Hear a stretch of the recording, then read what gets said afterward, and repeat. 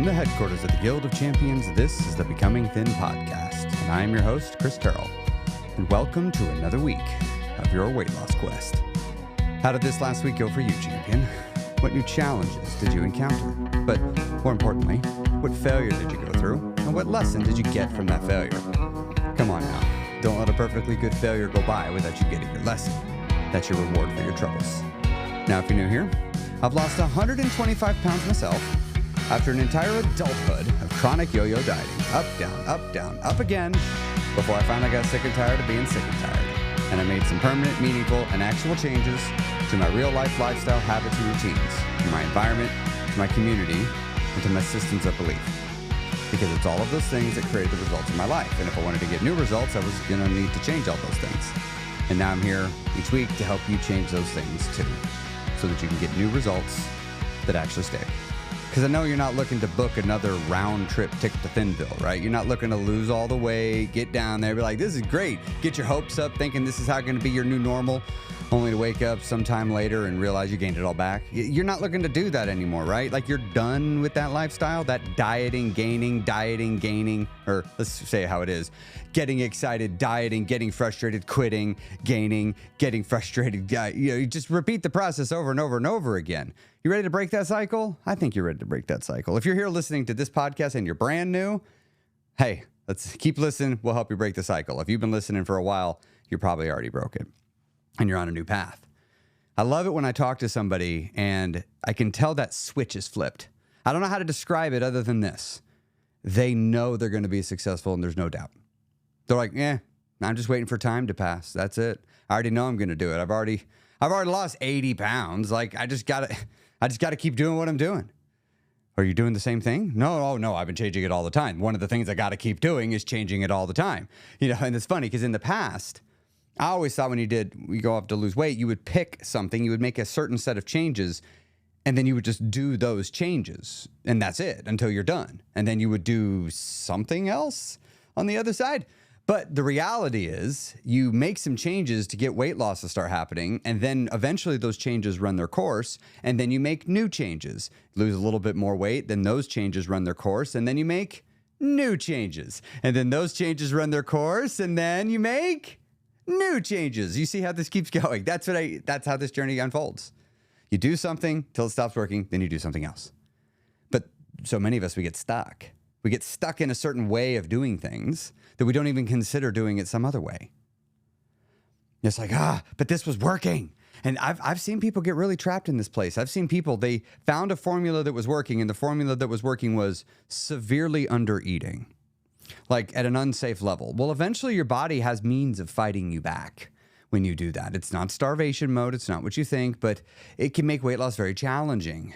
And it's frustrating to be in that situation. I've worked with many people that are in that situation because we have to do something called reverse dieting. It's like, no, we got to not only change what you're doing, we need you to gain a few pounds first. I'm like, what? No, I can't gain a few pounds. I've worked so hard just to stay the same. If I let go of the reins even a little bit, I'll balloon right back up to 300 pounds. No, we ain't gaining back 5 pounds on purpose. Nuh-uh, Chris, screw you. I'm going to go get me a different coach. But that's the answer. I mean, there'll be someone that'll sell you the answer you want, not the answer you need. I only am interested in selling you the answers you need. And so I thought this week I would tap into my own experiences presently. I'm in a deficit, or I've begun the process of entering into a deficit. I'll tell you a little bit more about it here in a minute. Part of my journey the last many months has been to intentionally seek to put on some muscle mass, to bulk, I guess you could call it. It's not been a prolonged, extended one, like, 12 months or anything like that, but it's been enough that I've gotten bigger, I've gotten stronger, I can feel it, it's cool. But I also, with that came body fat, and to be honest, that freaked me out. The notion of gaining weight back, I've never wanted to gain it back on purpose. In my mind, gaining weight was always bad and negative, a thing I shouldn't be doing, I shouldn't be trying to do it. Well, I needed to challenge that. I have to challenge my fears, challenge my limitations. And I also selfishly, because who cares, wanted bigger muscles. I don't want to be a big bodybuilder type person, but it's just, I want to get this V shape with my back. I've never had it. I think it'd be cool. Like, I've already lost all the weight. Why not? I mean, it's not like I was going to lose all the weight and that was going to be the only goal I ever set for myself. No, I'm going to set another goal of equal or greater difficulty, as well as some that are less difficult. And this is one that has been of great difficulty to me, to gain weight, to allow myself to eat in a surplus, to ignore my hunger cues sometimes and eat when I'm not hungry so that I would meet the caloric needs on the other end. And then now I, on the other side, have to go into a deficit to take the body fat off and retain the muscle mass to reveal the hard work that I put in. So this has been a wild ride. I'm not going to take too much into it because I know not all of you listening, this is your thing, but I'll talk about it more in my maintenance class in the guild because that's, well, you all will be sort of at some point facing this challenge that I'm facing. But today I wanted to talk to those of you that are on the journey, or those of you more specifically, you're feeling stuck, you're not going somewhere, or maybe you've been thinking about adding calorie tracking. We're going to talk about going into a deficit and using calories to do it. And I'm going to talk just a little bit about my framework on how I do it. Now, full disclosure, I have an entire 6-week program that when you join the guild, I put you through that will walk you through this in a lot of detail for 6 weeks. But the doors aren't open right now, so you can't join anyway. But when you join the guild, you'll get that. So if you're looking to get the full thing, just catch the guild when the doors are open next, and you can go through that whole course. But I know not all of you need it. Not all of you are in a position where you can do it. And I want to give you some things that'll help you today. And I'm going to talk about, like, as a friend, like if you and I were just sitting down or getting a cup of coffee and you're just like, Chris, I'm thinking about going to a deficit. You got any tips for me? That's this conversation we're going to have. It's a tips conversation. It's not a, Chris, I'm going into a deficit. Will you personally coach me and tell me everything I need to do for the next 6 weeks? It's like, that's a noticeably different kind of conversation. Okay, so we're going to have the coffee, let me give you some tips conversation. But before I do that, if you listening right now, if you're not in my free Facebook group, the Becoming Thin Facebook group, I want to invite you to come on over to that. You can open up a Facebook app, just type in Becoming Thin. You'll find it in the groups. It'll say Becoming Thin Community, black background, yellow text. Come on in. Love to have you come be a part of that. And you can also learn more about some of the other things by going to becomingthin.com. So you're wanting to start a deficit. You're thinking about adding a deficit into your life and you're wanting to do calories as a part of it. Look, I spent 26 months in a deficit off and on because I had 4 month-long maintenance breaks because I needed to prove to myself that I could stop eating at a deficit, go back to maintenance, and start eating at a deficit again. So I've ramped up a deficit several times since I successfully lost the weight. And each time I got better at doing it. Each time I would look back and go, here's how I could improve the process of beginning a deficit to make it as easy for myself as possible, both psychologically, but also practically. Because remember here, you got a mental front going on, because if you're overweight, chances are you got some emotional eating. And if we do this all wrong, that's going to trigger all sorts of inner defense mechanisms in you. Topic for another day. But we don't want to do that. So we need to embrace slowness as we do this. But we got this mental side we got to work on. But then we've got the physical, practical, tactical side of things. There's little things you could do that'll make this journey a whole lot easier for you. But first, why don't we talk a little bit about the mind side of things? The number one, like by far, I've not changed this answer in a while. The number one most important mental thing that you got to do is you must embrace time as an asset. So many people look at time as the enemy. Like, I want to lose weight quick. It's like, no, you're giving up your greatest asset, time. Because when you try to do a whole bunch in a small period of time, it's way harder. It's a lot easier to do a little bit a whole bunch of times. Yes, there's the whole, endurance part where you got to just keep going. But you're more likely to burn out when you're trying to lose weight fast versus if you're trying to lose weight slow. So embrace time as an ally. Now, the challenge is, I know some of listen, you might fall into the same thing I did, where it's like, well, I got to get this while I'm motivated. Right? I got a little willpower right now. I need to lose weight as fast as I can until the willpower's gone because I'm going to quit. No, you're going into this expecting to quit. You can't go into this expecting that you're going to quit and then actually do it. You're right to expect that you're going to want to quit. Like, yeah, you're going to want to quit. The difference is we're not going to try to lose all the weight before that arrives. You've already tried that, haven't you? It didn't work, did it? No, we want to just expect the desire to quit is going to arrive and plan for what we're going to do when that happens. So that's probably, you know you better than I know you. You know the excuses you're going to give yourself for why you quit. And if you don't, just like think back to all the other weight loss attempts you did. What were the excuses you used? Be honest with yourself. What did you say to yourself to give yourself permission to quit willingly? Remember, you always quit willingly. You could have figured it out. Anything that came your way, you could have figured out. And if you couldn't have figured it out because you just bungled it up the whole way, at least you were trying. And when you got back, you could have just kept going. But no, a lot of you did what I did. You get there, you're like, oh no, I might bungle it up. So let me just make sure to bungle it up by not doing it at all. Which, okay, don't like that. But you could have got back to it on Monday and you didn't, right? You just kind of like forgot. No one was asking and you weren't bringing it up. So we're just going to go into this with the expectation that that's going to happen again. And I want you to go to your mind and go, what do I tell myself? And then I want you to start planning how to respond. What are you going to do? And I suppose you could adopt a philosophy that really helped me. And that is get up one more time, then you fall. Get up one more time, then you fall. Just make that commitment. Don't commit to not falling. Commit to getting back up every time. That's the commitment you got to make. You make that one, you'll make it because you're going to fall down. I mean, you're going to make a mistake. It's not preventable. You can prevent some mistakes. You can prevent many mistakes, but you cannot prevent categorically mistakes. That's not a thing. You're going to make them. So let's just prepare for them and become really good at making mistakes. The other thing that's going to help with this, though, with this time as an asset thing, is I want you to practice being patient. But sometimes people mistake patience for being like not caring how long it takes. No, I want you to care. I want you to embrace the turtle. I want you to like really be all about that it takes as long as it takes mentality, but don't go making it take longer than necessary. Like 1 to 2 pounds a week is plenty. That will feel fast, I promise. If you are losing weight at 1 to 2 pounds a week, it won't feel fast for over 4 weeks. Over 24 weeks, that will feel fast. You will be like, what the world? That's a lot. So, like, you can lose up to 2 pounds a week and you're not breaking the speed limit. You're good.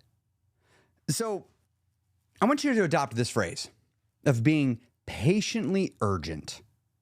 You're patiently urgent. You're being patient, but you're maintaining a healthy sense of urgency of like, we have lots of time. I don't need to panic. I don't need to rush.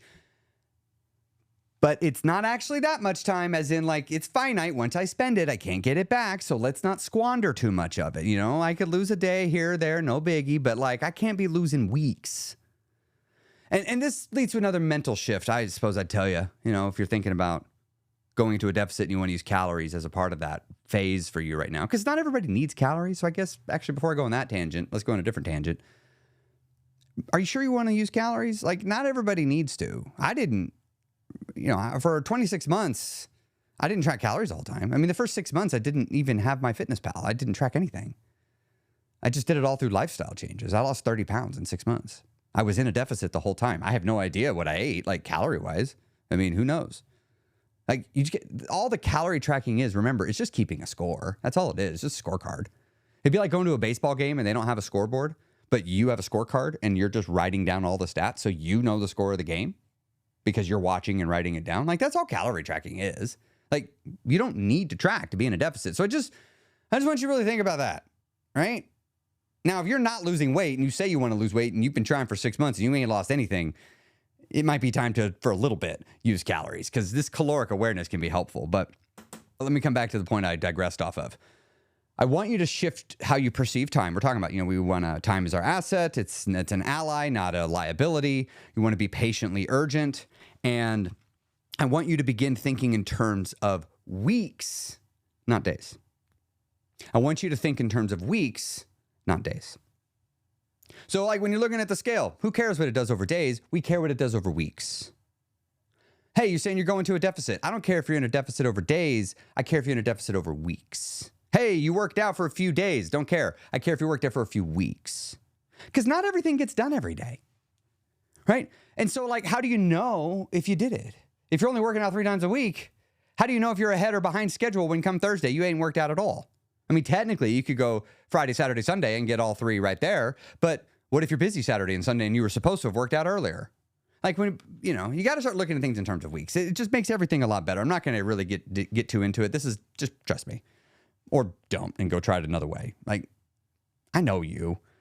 I'm going to give you some advice here that's totally going to work, but you're going to insist on going and learning it the hard way.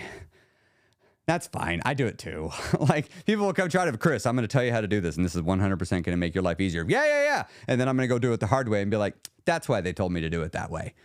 Sometimes I just need that adventure. And I know some of these things I'm telling you're going to need that adventure too. But I really want you to think in terms of weeks, not days. Like, don't go learn that one the hard way, because you might spend a year learning that the hard way, and that'd be such a waste of time. Just trust me. That's because we need to think of plenty of time, that phrase. It's just an illusion.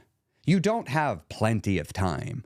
You've already wasted a lot of time not solving this. It's okay. I wasted like 25 years not solving it. I'm not going to judge, but we got to call a spade a spade. I didn't try as hard as I did the last time. I can compare what I did the last time to all the other times. I mean, the other times I tried really hard. I really did. I did some miserable stuff. But this last time, I cared more. And I think that's a big part of it, is I cared more. Success mattered more to me. I was willing to sacrifice. And also, more importantly, I was doing it for me. Yeah, I was doing it to get back at the haters and to say, look how great I actually could be. But at a certain point along the way, I realized I don't care. I just don't care. I care, do I like it? Do I like what I'm seeing in the mirror? Do I like who I'm becoming? So if you're going to go into a deficit, do it for you. Don't do it for your daughter's wedding. Do it for you. Because your daughter's wedding's going to come and go. But you won't. You will be there as long as you're here. So do it for you. And so this scale, you're going to use it. I know you are. I'd tell you not to, but once a month. But I know you probably won't. That's okay. I usually don't either. Even though I know once a month's probably better. So just think of it this way. Like, I'm going into a deficit this week, and I got on the scale after tracking my calories for 3 days, and I decided to give the silly voice to say it out loud. I get on the scale, I look down on it, and it's the same weight as it was 5 days ago. And I've done things that I know I've done, but I know I haven't done enough to put me into any sort of a real deficit. No, I'm just kind of coming down off the surplus and starting to get control of my life. And I get on the scale, and I look down, and it didn't move, and I'm like, oh, this is so annoying. I've done so many things for 3 days and the scale didn't go down. I guess I might as well just quit. This is so stupid. Why do I even try? And I literally did it just like that, out loud in the living room. My wife's watching me as I'm doing it. I'm like, yeah, it feels silly when I say it like that. Like, because my brain, even though I knew damn well it wasn't going to move, I had no expectation of it moving, but that side of my voice decided it needed to chime in. And that side of the voice is like, you didn't lose enough weight. You suck. I'm like, all right, well, let's talk about you out loud. Everybody can hear you. You didn't lose weight. You shuck. Oh, yeah. That feels silly. Just do that with the scale. When the other voice just shows up, you just mock it. I'm like, meh. I hear you, but you'll be fine. You'll be fine. You can come back when you're going to talk normal like a sane person. So there's a whole bunch more you can do with the mind, but we only got so much time here before we got to go with our cup of coffee, right? Let me give you, I only got time to give you one fleshed out tip. Like, I can talk about it for a few minutes. The tip I'd give you is this. Actually, before I give you the tip, I'm putting on a free seminar at the end of the month. It's the mindset of weight loss. I have not done it for years, and I'm doing it on the anniversary of my weight loss journey. My weight loss journey began on June 24th. And the webinar is taking place June 21st or 23rd, 22nd, 3rd, and 4th. Wow. My brain decided numbers were hard, but that's when the event is. And I'd love to have you come be a part of it. It is totally free. It's 3 days. It's my chance to give back. I'm going to teach you things my father taught me. My father, the anniversary of his passing is in a few days. So this is a critical time for me in my life emotionally. And I love passing the lessons he gave to me on to others because I took them to go on and lose all my weight after he died, and I want to share it with you. If you want to come be a part of that workshop, totally free, as I said. It's imnotquitting.com. Head on over to imnotquitting.com and you can register. It's totally free. We'll get you ready to go. Now, let me tell you about this tip that'll help you. If you're wanting to track calories, the last thing you should do is just try to do everything at once. Like if you're not tracking calories right now, the worst possible thing you could do is try to just start tracking tomorrow.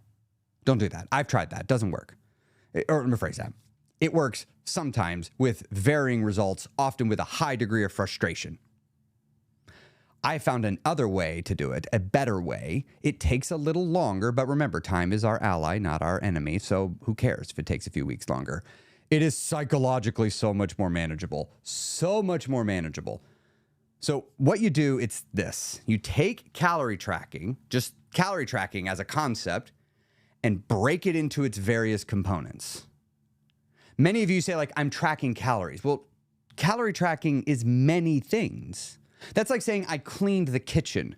Okay, yes, at a high level, you cleaned the kitchen. But what did you actually do? Oh, well, I took everything that was in the dishwasher and I put it back in the cupboards. And then took everything that was in the sink and I put it into the dishwasher. And then I put dishwashing detergent into the dishwasher, closed it, and started it. Then I wiped down all the counters. Then the microwave was a mess and I started cleaning the microwave. Oh, by this time I noticed that the rug over there, you see what I'm saying here? Like, it was a lot of little things that needed to get done. If you think of your morning routine, you don't do one thing. You do a bunch of things all strung together, and it's just called your morning routine. I got ready for the day. I woke up and got ready. Many times you'll be like, yeah, I got to go take a shower. Well, you know damn well taking a shower means a whole bunch of things beyond just being in the shower. Calorie tracking is just like that. It is not calorie tracking singular. Calorie tracking is the name for a whole bunch of things. We need to break it apart and become effective at all of the individual components. If you can improve your ability to do all the individual components of calorie tracking, this becomes so much easier. So what I want you to do is just break it apart. I'll give you some examples of how you'd break it apart here in a second, and just take it a few at a time. Like in a week or a few days, just take a few days and work on a couple of components, and then see if you can layer in another component, and then stop doing one component as much so that you can make a little mental bandwidth and do another component. Because remember, you're just going to naturally get better at this stuff. Just because you have repetition, just from doing it multiple times, you're going to naturally get better at it. And it will take you less effort. But when you first start doing all the different tasks and subtasks of tracking your calories, it's going to be a lot harder. Things are going to take longer. Like last night for dinner, I was making a sandwich. Literally, like at one point I just stopped and I'm like, this is so frustrating because I kept making the sandwich and I kept forgetting to weigh the components. And I'm like assembling it. I'm like, no. Take the sandwich apart, weigh that part, put it all back together, and I'm shredding the turkey because I like it in little bits. And then I set it on the sandwich. I'm like, no, I forgot to weigh it, and I have to pull all the turkey off, find something to set it on. I just so neatly put it on the bread before I make my panini. Thankfully, I remembered before I weighed the butter. That one's always frustrating when I put the butter on and I forgot to weigh it first because I can't get the butter off the bread, so I got to guess. Anyway, it was frustrating. But like today, I had a lunch that I've already had a few times since tracking calories. It was like I did it while simultaneously having a conversation with somebody. I remember doing it last week, this same meal. I needed like nobody to talk to me or even look at me too hard because it would distract me. Well, I'm like, all right, I got to do math and be like a scientist here and figure out the calories of all these different things.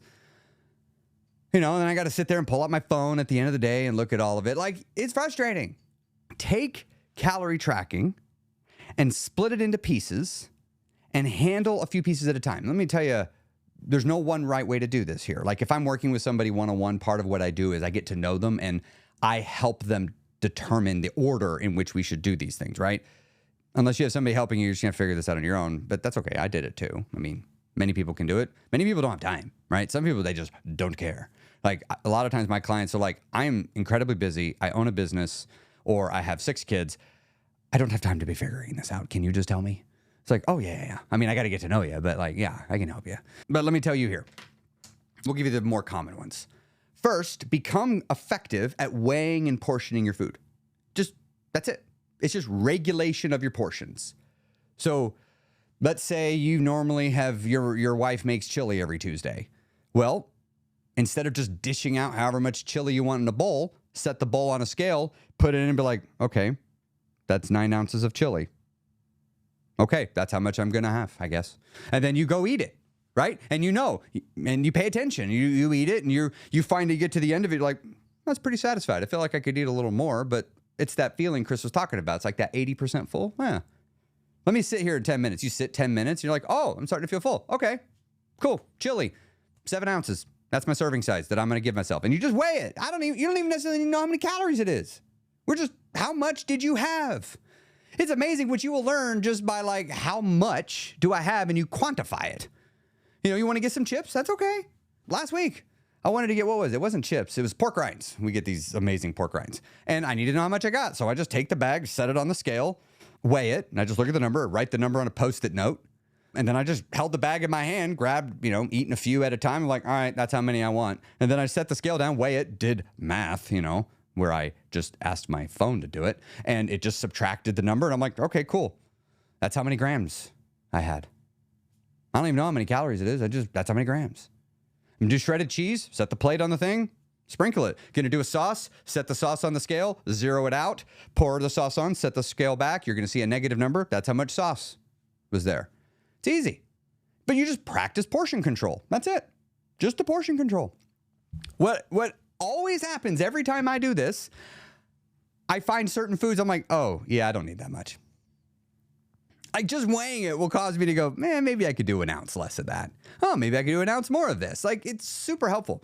And then the next thing you could do if you're wanting to break this apart is listening to your hunger. One of the effective things you could do is you got to figure out, when do I start eating? Well, we want you to start eating when you're hungry. You're like, well, I need to eat lunch at 12. Okay. So why don't we practice eating in the morning in such a way that you get hungry at 12? After like 4 or 5 days, you could figure this out. Eat something for breakfast and then just wait until you get hungry. And then if you're like, oh, I got hungry at 10. You're like, okay, let me test it again tomorrow. And you do it tomorrow and you get hungry at 10. You're like, nope, that breakfast is not carrying me. Yes, it's super delicious, but it's not carrying me. So you try a different breakfast. Maybe you try like some oatmeal. Like I've never even eaten oatmeal, but I'm going to try it. Chris tells me he uses the brown sugar maple with protein oatmeal and then a regular pack of the brown sugar maple. I'll try it. And I'm going to try it because Chris says it keeps him full. And you try it and you're like, wow, it's 11:30 and I'm only just now getting hungry. All right. The oatmeal carries me to lunch. You can just start practicing that. Start learning it. You can do it right now. And the beauty is when you look at it, you break it down to these sorts of components, it doesn't matter. The whole like, I don't have time excuse just goes away. Because it's like, hey, technically this is taking less time for the record because you're not eating and spending time eating. But also like, we're just modifying what you're already doing. We're just like, you're already giving yourself dinner. I'm just saying, put a scale there and weigh it. You're already doing it. It takes 5 seconds to set a scale, turn it on, zero it out, set the thing on and go, there's the number. It's easy. But you got your hunger. I want you to learn how to control when you get hungry. And you do it by affecting how you move and eat before the hunger. So think like what you do between the hours of 6 and 10 are going to affect how hungry you are around 12. Yes, there's meta stuff, there's like the movement you've been doing generally, but honestly, what you do throughout the day can affect your hunger. And the next thing you could do is write everything down. You don't have to do calories. You could. I have many people where we just say, you know what? We're not going to worry about calories. I don't even want you to use an app. I just want you to have a note in your phone and just write down everything you eat. If you take a handful of chips, you just write handful of chips. If you do 2 handfuls of chips, you just say 2 handfuls of chips. If you want to count them and say, I had 6 chips, then right. But you said you had 6 chips. If you just want to say I had chips, say had chips.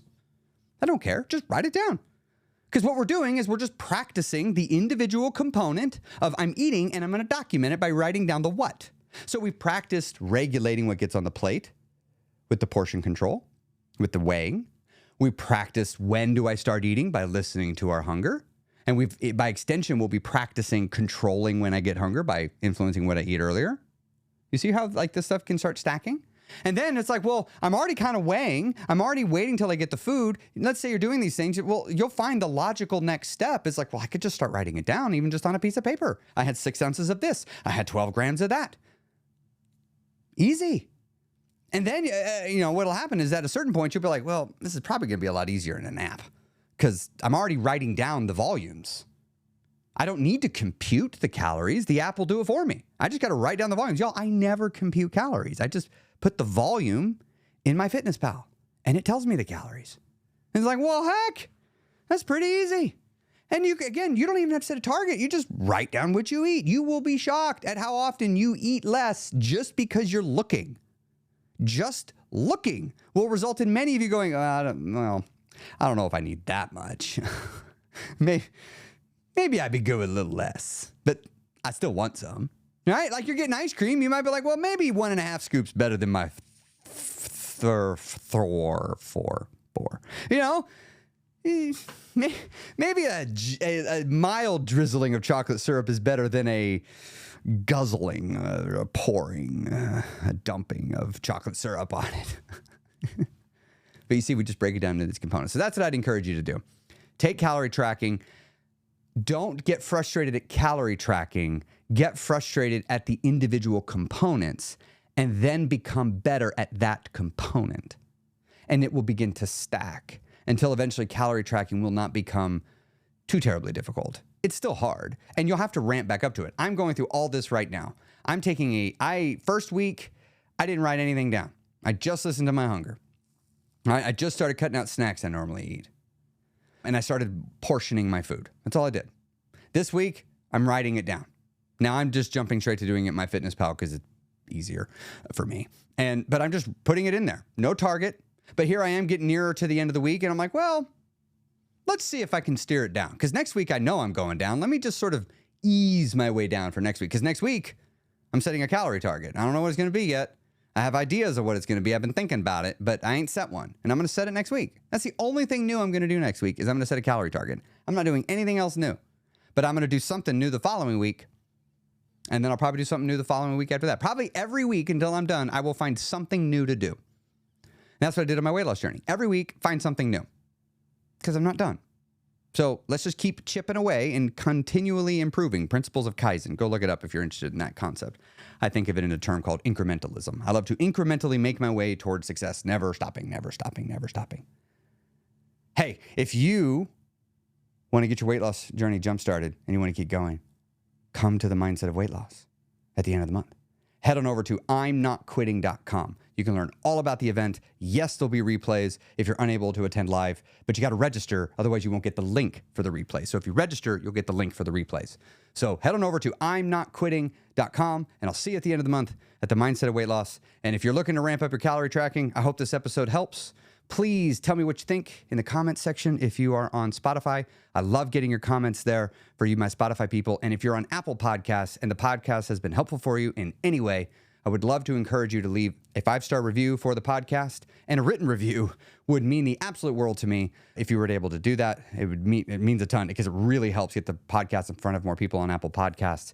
But I want to earn it, right? So if you're brand new here and this is your first episode, don't give me a review or anything yet. Give me a few listens. Let me earn this. Let me earn it. But if you feel that I've earned it, I'd love it. Have a wonderful rest of your week. I'll see you next week here on the Becoming Thin podcast.